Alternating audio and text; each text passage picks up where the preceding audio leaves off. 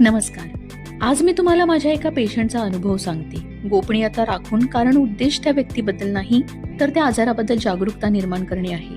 हा पेशंट मला म्हणाला, डॉक्टर, मला वर्षातून अनेक वेळा खोकला होतो, घशात खूप कफ जमा होतो, औषधं घेतलं की काही दिवस बरं वाटतं, पण पुन्हा तेच सुरू होतं आणि खोकल्याचं मूळ कारण मात्र स्पष्ट होत नाही.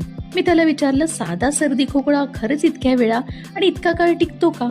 नंतर तपासणी करून कळलं की याच्या समस्येमागे ॲलर्जिक ब्रोंकायटिस आणि काही प्रमाणात ॲसिड रिफ्लक्स म्हणजे ॲसिडिटी याचा संबंध होता.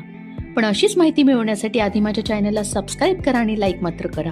आता ॲलर्जिक ब्रोंकायटिसमध्ये होतं काय? तर धूळ, प्रदूषण, थंड हवा, परागकण किंवा काही ॲलर्जी ट्रिगर्स येतात तेव्हा फुफ्फुसातील ब्रोंकाय नलिकेमध्ये सूज आणि कफ वाढतो. त्यामुळे काय होतं, वारंवार खोकला, छातीत जडपणा आणि श्वास घेताना गरगर अशी लक्षणं दिसतात. काही वेळा कफ आणि ऍसिडिटी याचाही संबंध असतो कारण पोटातील आम्ल वर येऊन घसा आणि श्वसन मार्गाने त्रास देऊ शकतो. आता प्रश्न असा की नक्की ॲलर्जिक ब्रोंकायटिस आहे हे कसं ओळखायचं? यासाठी काही तपासण्या मदत करतात. चेस्ट एक्सरे म्हणजे फुफ्फुसांची स्थिती पाहण्यासाठी, PFT म्हणजे पल्मनरी फंक्शन टेस्ट फुफ्फुसांची कार्यक्षमता तपासण्यासाठी, ॲलर्जी टेस्ट म्हणजे नेमका ॲलर्जी ट्रिगर शोधण्यासाठी, काही वेळा ब्लड टेस्ट ज्यात IgE लेवल किंवा इओसिनोफिल्स पाहिले जातात.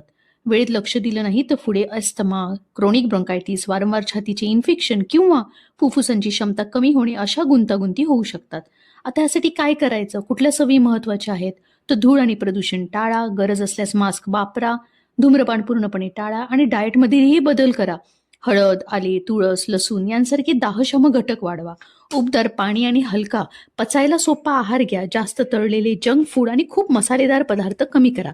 शेवटी एक छोटी विनंती, माझ्या या व्हिडिओमधून जर तुम्हाला आजार ओळखण्यासाठी थोडी तरी माहिती मिळाली असेल तर मला खूप आनंद होईल, पण माझा उद्देश सफल झाला असं मला वाटेल. माझा हेतू एवढाच आहे की तुम्ही अशा लक्षणांना गंभीरतेने घ्या आणि योग्य वेळी तज्ज्ञ डॉक्टरांचा सल्ला घेऊन लवकर बरे व्हा.